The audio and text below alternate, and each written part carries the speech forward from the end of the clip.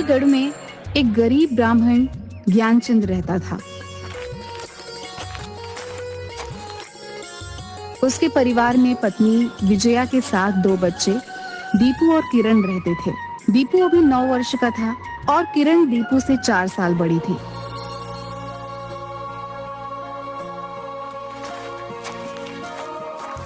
सुनो जी, किरण और दीपू जैसे जैसे बड़े हो रहे हैं, मुझे इनके भविष्य को लेकर बहुत चिंता हो रही है।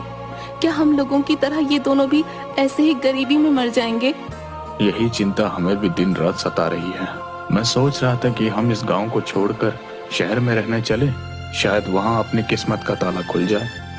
ठीक कह रहे हैं आप, शहर में बच्चों की पढ़ाई लिखाई भी अच्छी तरह से होगी। दूसरे दिन ही ज्ञानचंद अपने परिवार को लेकर जंगल के पहाड़ से होते हुए शहर जयनगर की ओर निकल गया। जयनगर सुमेरगढ़ से वैसे तो 65 किलोमीटर की दूरी पर था, लेकिन जंगल पहाड़ के रास्ते से 27 किलोमीटर पड़ता था।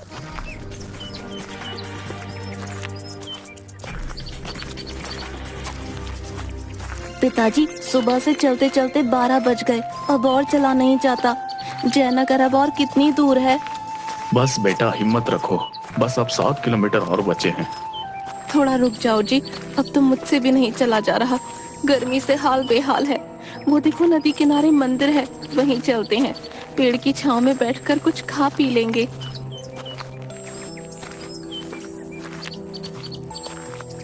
वे लोग मंदिर के पास जाकर खाना खाने लगते हैं। वे लोग नदी के किनारे जाकर हाथ मुंह धोकर पानी पी रहे होते हैं। तभी दीपू का हाथ नदी में पड़ी एक गोल और बहुत ही ठंडे से छोटे पत्थर पे छू जाता है। इतनी गर्मी में इतना ठंडा पत्थर देखकर वह उसे तुरंत उठा लेता है। दीदी देखो, ये पत्थर कितना ठंडा है, मानो बर्फ हो।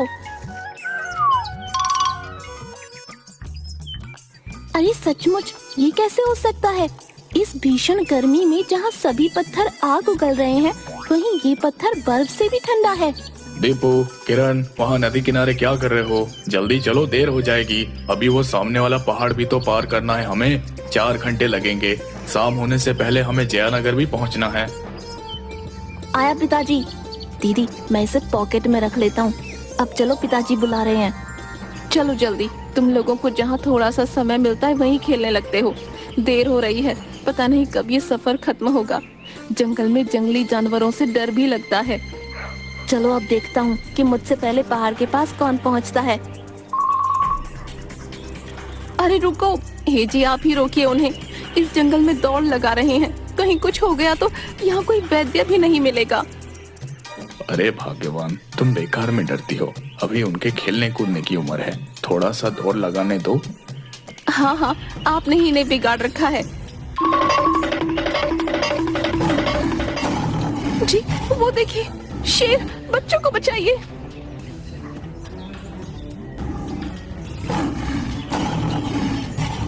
शेर, किरण, दीपू, निकलो जल्दी वहाँ से। बच्चों, भागो वहाँ से।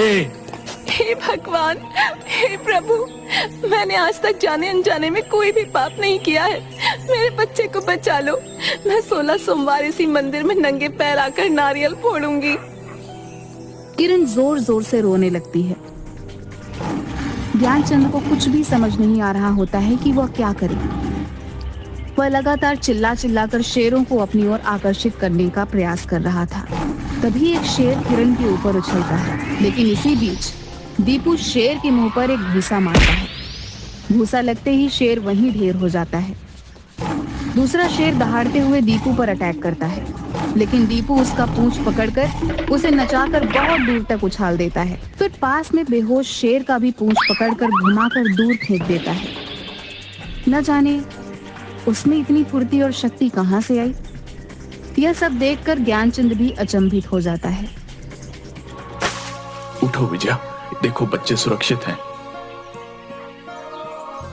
मेरे बच्चों, सब ठीक है ना? हाँ पिताजी, दोनों शेर को भगा दिया। हे भगवान, आपका लाख लाख शुक्र है जो आपने हमारी रक्षा की। विजय और ज्ञानचंद इस घटना को भगवान का चमत्कार मानकर वहां से चल देते हैं।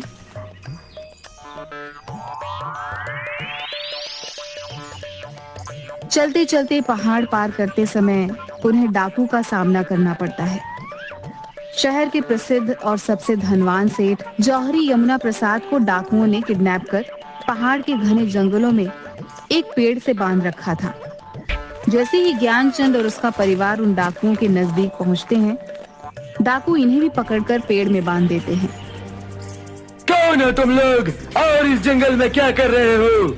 हम सुमेरगढ़ के गरीब ब्राह्मण ज्ञानचंद है मालिक। गरीबी से तंग आकर गांव से शहर जा रहे हैं। मेरे पास पैसे तो थे नहीं, तो पूरे परिवार के साथ जंगल पहाड़ पार करके जयानगर जा रहे हैं, जहां अपनी जेबकी के लिए कुछ करूंगा ताकि मैं और मेरे बाल बच्चे भूख से ना मरे।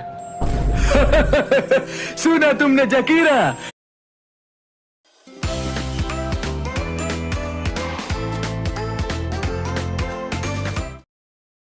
ये गरीब ब्राह्मण शहर में अमीर बनने जा रहा है।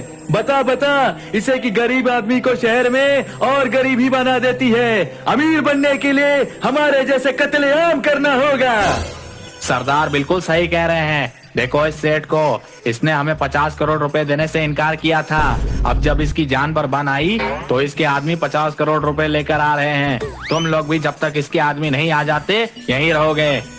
माई बाप हमें छोड़ दीजिए, हम गरीब लोग हैं, शहर में कुछ काम काज करने और किसी तरह जीने खाने जा रहे हैं। दया करो मालिक। दया रहम भीख ये सब अपने डिक्शनरी में नहीं रहे। क्या सेठ, पूरे 2 घंटे हो गए, तेरे आदमी अभी तक यहाँ नहीं पहुँचा पैसे लेकर। अगर आधे घंटे के अंदर वो यहाँ नहीं पहुँचा तो अगले 2 मिनट के अंदर तुम और ये ब्राह्मण परिवार मौत के घाट उतार दिए जाओगे। भी घोड़े पर एक बड़ा सा बैग लिए सेठ का आदमी आते हुए दिखाई देता है। जगीरा आकर चंपत सिंह को बताता है कि सेठ का आदमी पैसा लेकर आ रहा है। चंपत सिंह पेड़ के पीछे जाकर जगीरा को बोलता है कि इन लोगों को छोड़ना अपनी मौत को दावत देने के बराबर होगा, अतः पैसा लेते ही सभी को मौत के घाट उतार देना। यह बात दीपू सुन लेता है। जैसे ही सेठ का आदमी जगीरा को पैसा देता है, सरदार पूरे 50 करोड़ रुपए हैं। ठीक है, अब इन सबको ठिकाने लगा दो। ये हमारे लिए चलता फिरता मानव बम है। इन्हें हमारे बारे में बहुत कुछ पता चल चुका है। ये कभी भी पुलिस को इन्फॉर्मेशन दे सकते हैं। मुझे छोड़ दो, बदले में मेरी सारी संपत्ति ले लो, रहम करो। चंपन सिंह की डिक्शनरी में दया रहम भीख ये सब नहीं है सेठ। तुम सबको अब मरना ही होगा। नहीं मालिक, हम गरीब ब्राह्मण परिवार ने आपका क्या बिगाड़ा है, हमें छोड़ दो मालिक। आपको जो रुपए चाहिए थे वो तो मिल ही गया। तभी रुपए साथ में लेकर सेठ का आदमी कुछ हरकत करता है। जगीरा उसी पल उसके सीने में गोली मार देता है। वह वहीं ढेर हो जाता है। यह सब कुछ देखकर सभी भगवान का नाम लेने लगते हैं। तभी दीपू अचानक पूरी ताकत से रस्सी को तोड़ते हुए सभी डाकुओं को मारकर बेहोश कर देता है। ये काम इतनी फुर्ती से करता है कि किसी को भी एक पल सोचने का मौका भी नहीं मिलता। यह सब देखकर सेठ और ज्ञानचंद के परिवार को लगता है कि दीपू पर कोई दैविक शक्ति आ गई है। सभी किसी तरह शहर पहुंचते हैं और पुलिस को जंगल के डाकुओं के बेहोश पड़े होने की जानकारी देते हैं। पुलिस उन डाकुओं को जाकर पकड़ लेती है। ज्ञानचंद, आज तुम्हारे परिवार के कारण हम जिंदा हैं। मेरे गेस्ट हाउस में तुम रहोगे और मेरा पूरा बिजनेस का देखभाल अब तुम करोगे।